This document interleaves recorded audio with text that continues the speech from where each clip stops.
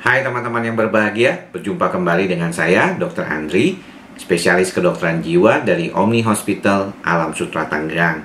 Dan pada kesempatan kali ini, saya ingin membahas satu topik yang cukup penting yang sering ditanyakan pasien, yang terkait tentang apa perbedaan antara cemas, depresi, dan psikosomatik, ya.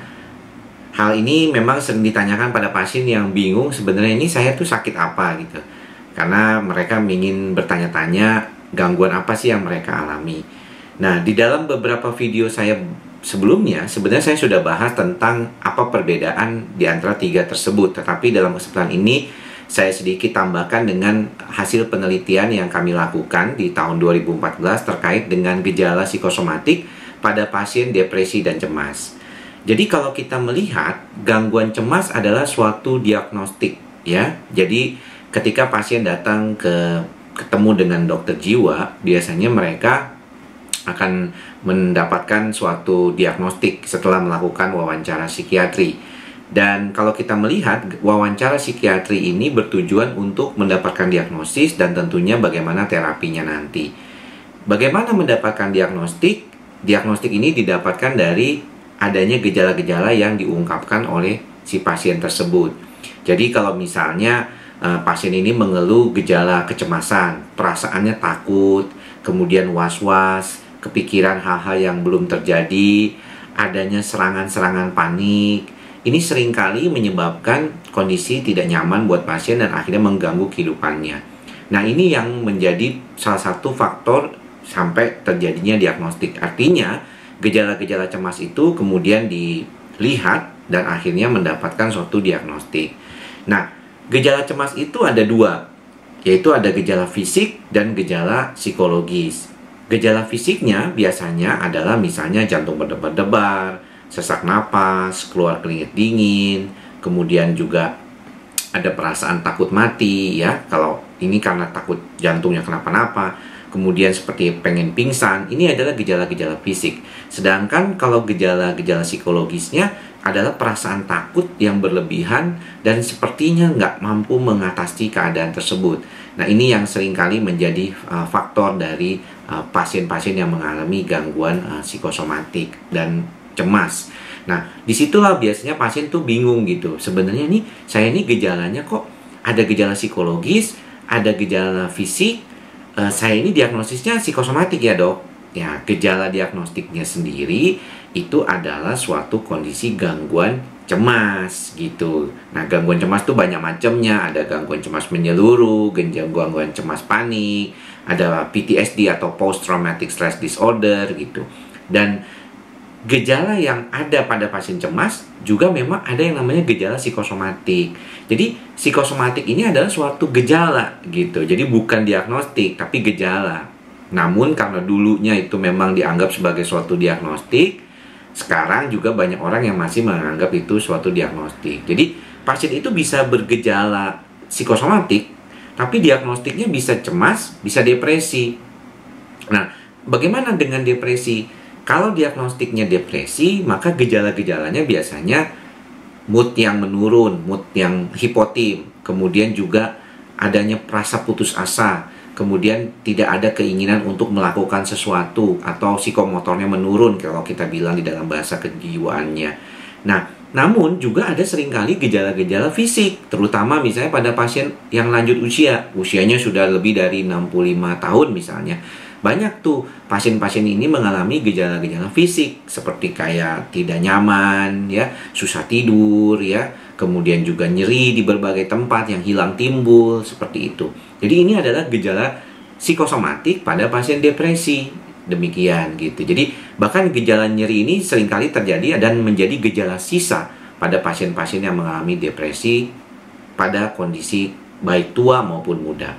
Nah, pada tahun 2014 dengan menggunakan suatu alat yang dinamakan Bradford Somatic Inventory, saya melakukan penelitian pada berbagai macam jenis pasien yang pernah didiagnosis oleh gangguan depresi ataupun cemas, ya. Jadi pasiennya ini sudah didiagnosis oleh dokter jiwanya mengalami gangguan depresi dan cemas, dan mereka diminta untuk mengisi Bradford Somatic Inventory itu, yang mana Bradford Somatic Inventory ini adalah suatu alat yang bisa menunjukkan kepada kita keluhan-keluhan psikosomatik apa saja yang paling sering dialami oleh pasien-pasien depresi dan cemas. Dan hasilnya dari 1.433 responden itu ada 10 terbesar yang paling sering diungkapkan oleh pasien yang mengalami gangguan ini. Yaitu pertama adalah jantung berdebar-debar. Ya, tadi sudah kita temukan pada pasien depresi juga ada, mungkin pada pasien cemas juga ada. Yang kedua adalah perasaan tidak nyaman atau nyeri di lambung. Nah, ini juga sering menjadi faktor yang menyebabkan orang mengalami gejala-gejala cemas dan depresi dan khawatir akan masalah lambungnya. Dan itu cukup banyak kita temukan di dalam praktek. Kemudian ketiga adalah kelelahan atau merasa kurang tenaga. Ya, banyak pasien depresi mengalami gejala-gejala seperti ini. Kemudian nyeri dan rasa tegang di leher dan bahu. Nah, ini juga sering ditemukan pada pasien-pasien cemas, ya, banyak. Kemudian sering merasa pusing atau sempoyongan, ya, banyak ditemukan pada pasien cemas juga. Kelelahan walaupun tidak sedang bekerja. Nah, ini banyak ditemukan pada pasien depresi daripada cemas. Kemudian rasa kembung dan merasa banyak gas di lambung. Nah, kita temukan juga pada pasien cemas ini pada banyak kasus-kasus dispepsia fungsional, ya, ini sering kali mengalami gejala ini juga. Kemudian rasa nyeri di dada atau di sekitar jantung, ini pasien cemas banyak mengalami gejala seperti ini. Rasa gemetar atau bergoyang juga banyak ditemukan pada pasien gangguan cemas.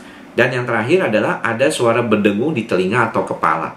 Nah, ini memang agak jarang, tapi kalau kita melihat banyak pasien tinnitus itu juga susah untuk hilangnya dan bergejala kecemasan. Atau beberapa pasien dengan gejala cemas juga sering mengalami masalah-masalah seperti ini.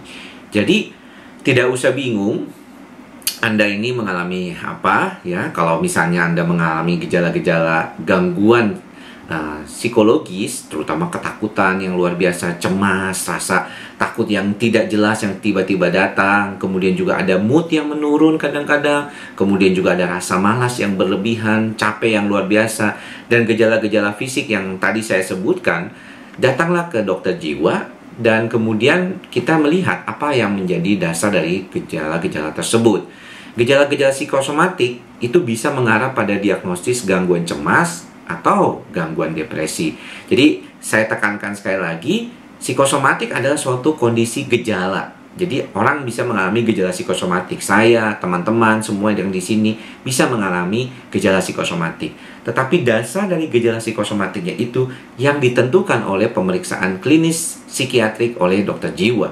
Dan mereka akan menentukan, oh ini ke arah gangguan cemas, oh ini ke arah gangguan depresi. Dengan mengobati gejala dasarnya, ya, depresi dan cemasnya diobati, maka nanti gejala psikosomatiknya akan hilang, walaupun tidak menggunakan obat-obat simptomatik atau obat-obat yang mengobati gejala-gejala psikosomatik tersebut. Tapi dengan menggunakan antidepresan, dengan penggunaan obat-obat golongan anti cemas sedikit di awal terapi, bisa membantu perbaikan dari pasien-pasien yang mengalami gejala psikosomatik pada kondisi-kondisi gangguan cemas maupun gangguan depresi. Jadi mudah-mudahan sedikit perbincangan kita tentang apa perbedaan antara cemas, depresi, dan psikosomatik ini bisa membuat teman-teman semua, para subscriber, paham tentang apa yang menjadi dasar penentuan diagnostiknya, dan juga tahu apa bedanya di antara ketiga kondisi gejala gangguan jiwa tersebut. Jadi jangan lupa untuk tetap membaca. Yang penting adalah dari sumber-sumber yang bermanfaat, jangan sumber-sumber yang abal-abal atau hoax, ya, karena banyak sekali hoax berkaitan dengan kesehatan, dan jangan sampai kita menjadi korban salah menterapi diri sendiri, ya. Kalau jangan menterapi diri sendiri, datanglah ke dokter untuk menterapi diri kita. Jadi demikian apa yang bisa saya sampaikan. Jangan lupa untuk tetap subscribe dan like supaya banyak yang nonton nantinya. Share juga kalau Anda merasa video ini bermanfaat. Sampai bertemu lagi di lain kesempatan. Salam sehat jiwa.